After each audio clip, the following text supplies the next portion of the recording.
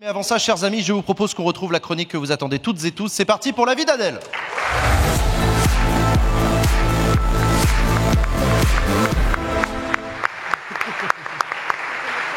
Pardon, non, c'est bon. J'avais un peu de préparation. Pardon. Salut Adèle. Salut. Comment ça va ? Ça va super bien, mais je suis très impressionnée. Vous êtes nombreux et beaux. Je suis éditée chez Fayot aussi. Non, je suis impressionnée parce que moi, j'ai planté un oral dans cet amphithéâtre. Donc j'avais... Voilà. Ça fait plaisir de te revenir. Ça va aller. Je sais pas, on verra. Moi, j'ai raté le début d'une émission dans cet amphithéâtre. On te textait désespérément. Où es-tu ? J'étais avec Manès Nadel. Voilà. Ah. Bon. Adèle. 50 ans de libération. Mais quelle idée de génie de les fêter de la sorte, quoi. Organiser des débats d'idées, rassembler la presse et les politiques. Enfin, je veux dire, on n'avait pas vu ça depuis le grand débat de valeurs actuelles, quoi. Sauf que la différence, c'est qu'aujourd'hui, Génération Identitaire ne fait pas partie du comité d'organisation. C'est un peu décevant, évidemment. Merde. Ouais. Ouais. Et c'était un scoop Libé qui révélait que le traiteur du grand débat des valeurs était un ancien de GI, pour les intimes. Scoop qui n'avait pas été du goût, je tente des jeux de mots culinaires, du directeur de la rédaction de Valeurs Actuelles, Geoffroy Lejeune, qui avait fustigé Libé pour avoir dénoncé leur sandwich identitaire. Ouais. Mais du coup, pour aujourd'hui, si on n'est pas sur un projet gastro-facho, on a quoi au menu de ce soir ? Enfin, je sais pas, on part sur des petites poêlées wok, sur un lit de sauce d'em.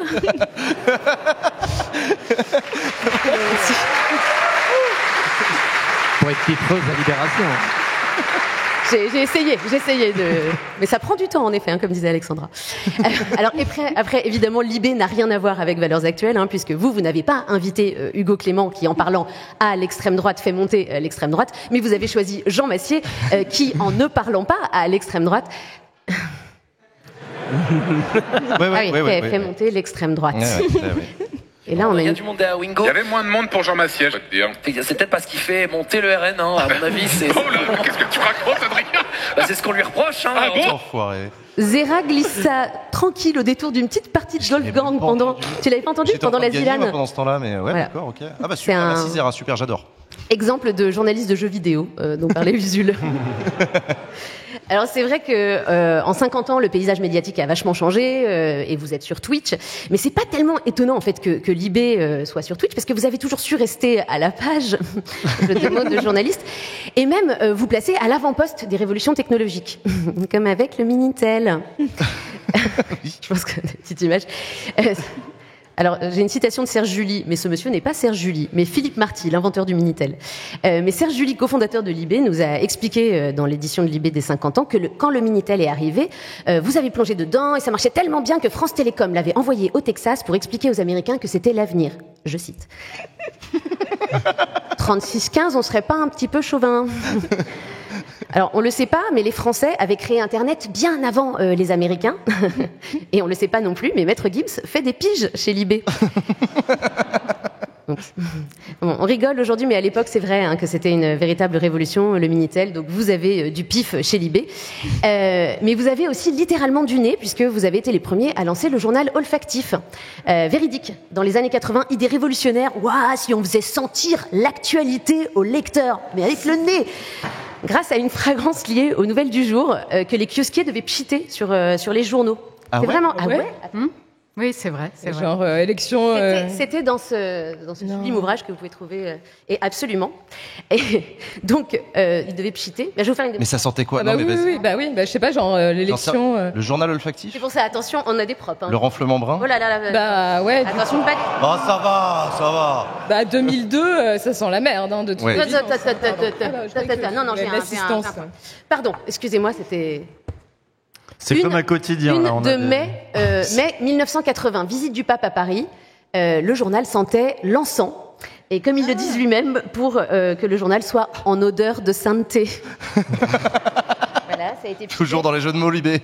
Là, je crois que c'était l'encre qui devait sentir l'encens. Bref, ils se sont rendus compte que ça marchait pas. Donc, mai 1981, je crois que c'est le 21 mai. Et c'est ici, pardon.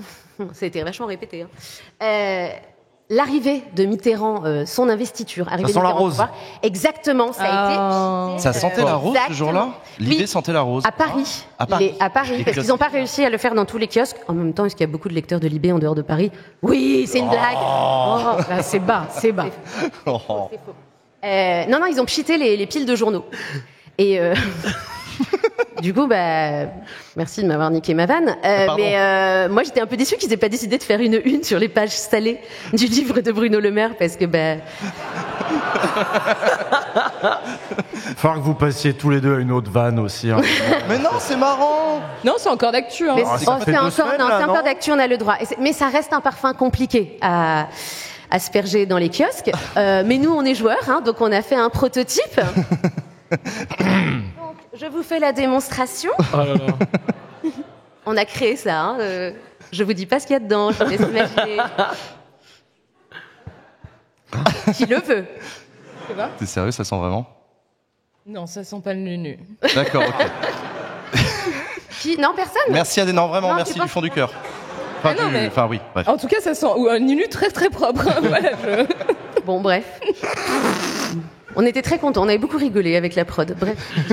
On est dans l'amphi Richelieu de la Qu'on soirée. embrasse d'ailleurs ici. Ouais, qu'on Ah, embrasse. ça oui. Après l'odorat, le goût, apparemment pas le mien, pas de très bon goût, mais Libé n'a reculé devant rien pour fidéliser ses lecteurs. Boissons et produits régionaux. Ah. Ouais, c'était une offre, ça s'appelait la Libé Box. Mais je vois que Alexandra... Ça n'a pas duré longtemps, mais j'ai redécouvert ça il n'y a pas longtemps et j'en avais aucun souvenir. Du vin et du saucisson. Vous en avez pour encore à la vendre, rédac pour les vendredis On en soirs, a cherché. J'imagine. Si on en avait encore. Mais non. C'était 20 saucissons. C'était vin et produits régionaux, donc du vin, du saucisson pour vendre des abonnements. C'est ça, l'esprit Libé, quoi. Et d'ailleurs, je pense que Jean-Paul Sartre lui-même disait, cofondateur de Libé, l'enfer, c'est quand t'as des opinions, mais que t'as plus assez de jaja et de boostify. Je crois que c'est... Ah, c'est plus le communisme Fabien Roussel, là, pour le coup. C'est pas faux. Qui est abonné à la Libé Box, évidemment. Oui, bien sûr. Qui n'existe plus, malheureusement. Mais du coup, ça nous a inspiré chez Backseat. On a aimé l'idée et on a décidé de mettre en place une Backseat Box. T'es sérieux? Ta-na-na, la Backseat Box. Là, je veux bien une assistante. Fais gaffe Adèle parce qu'on est hypé par le projet. Non, mais vas-y. Vraiment. Vas-y. Non, ça me fait un peu peur. Bon, alors dans la Backseat Box, nous avons Ça se mange? un règlement de l'Assemblée nationale dédicacé par Jean Massier, qui n'a pas dû comprendre pourquoi on lui demandait de dédicacer. Je comprenais pas du tout pourquoi vous m'avez Tu demandé n'étais de pas au dédicacer. courant, évidemment. Mais il y a vraiment quelqu'un tout à l'heure qui est venu me demander de lui dédicacer son édition du règlement. C'est très bizarre. Incroyable. Ça m'étonne pas vraiment, on le sait. Ouais. Cette petite casquette SNU, c'est celle portée par Léa. C'est celle-là même, c'était la tienne, hein, vraiment. Tu peux la remettre si tu veux. Ah oui. Voilà. Ouais. C'est dommage de C'était la vraie. Donc pour ceux qui n'ont pas vu, il y avait une émission spéciale SNU Oui. et tout le monde avait porté cette sublime casquette. Très beau. Non, je pense que là, il faut des... Ouais. Bon, je continue. Un t-shirt Los Republicanos Yeah. dédicacé. Et last but not least, alors on va pas très bien la voir, C'est quoi? mais c'est une petite figurine d'Usul qui représente l'Usul. Mais oui. Alors attends, est-ce qu'on voit? Ouais, on la voit bien. Il zoome au max. Elle est toute petite, mais alors l'attention au détail est complètement dingue. Je pense que je vais la faire passer à Usul. Regarde, on a une... Tiens, bon, on l'a fait passer à Usul. On a l'image, regarde. Non, mais c'est assez ouf. Alors, je tiens à dire quand même que ça a été réalisé par Gabriel, modo de la chaîne, qui a un compte. Exactement. Ah, c'est ouf.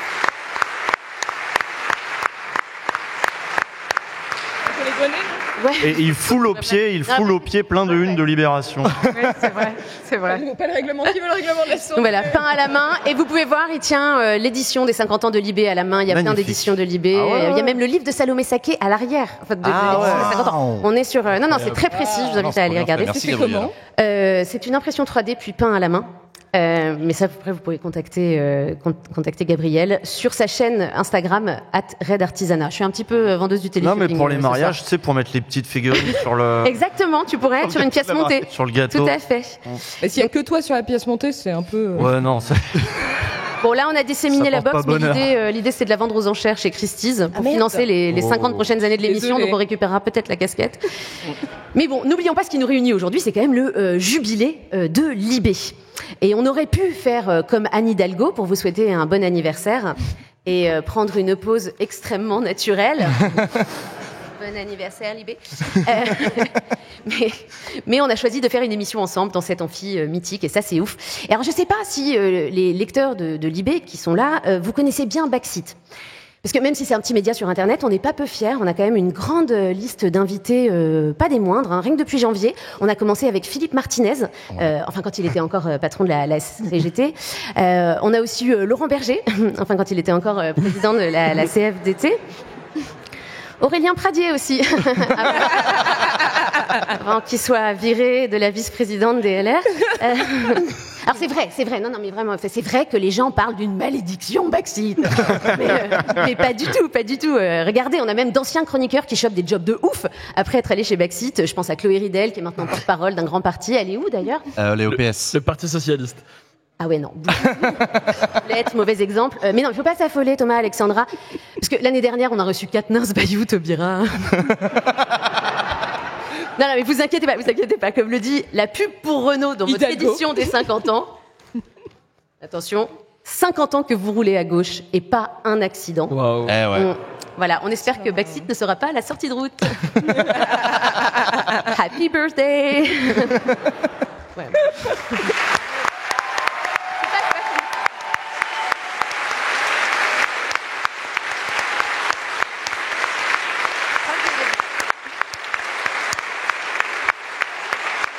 C'est pas tout à fait fini. Je sais que vous avez envie de passer à François Hollande, c'est pas tout à fait fini, mais bon, bref. Du coup, moi, je sais pas vous, mais je m'inquiète un peu pour l'invité politique qui arrive après. Je le c'est vois, qui, il est un peu rappelle-moi inquiet. Hein. C'est François Hollande. Ah. Tu vas Mais sur Google? du coup, ça se passe comment, la malédiction, dans ce cas-là? Enfin, je veux dire, ça annule le sortilège. Je veux dire, on inverse la tendance. Ah ouais. Genre, après ce soir, c'est le retour en grâce. Enfin, Usul va se tourner vers lui. Genre, François Hollande devient l'homme providentiel de la gauche. Enfin, genre, demain, on est tous en mode, le changement, c'est dans 4 ans, quoi. Je sais pas. C'est vrai que François Hollande, il est un peu dans les médias en ce moment. Il a toujours un avis à donner. Il a même fait une entrée fracassante sur TikTok en décembre dernier. Et je crois qu'on a la vidéo. Votre choix, c'est décidé. Je me lance sur TikTok pour vous motiver, pour vous engager. Abonnez-vous. Voilà, pour nous motiver, pour nous engager, mais pas sur le long terme, hein, parce qu'il n'a rien posté depuis le 13 décembre. Presque 6 millions de vues sur cette première vidéo, et puis plus rien. Enfin, genre, il nous ambiance bien et tout, et hop, soudain tout s'arrête, quoi. Est-ce qu'on appellerait pas ça un politicus interruptus? Bon, en tout cas, c'est une méthode très efficace pour arrêter la reproduction des adhésions au PS. Voilà. Je vous laisse en parler avec lui. Allez, on va faire ça. Je vous laisse. Merci beaucoup, Adèle.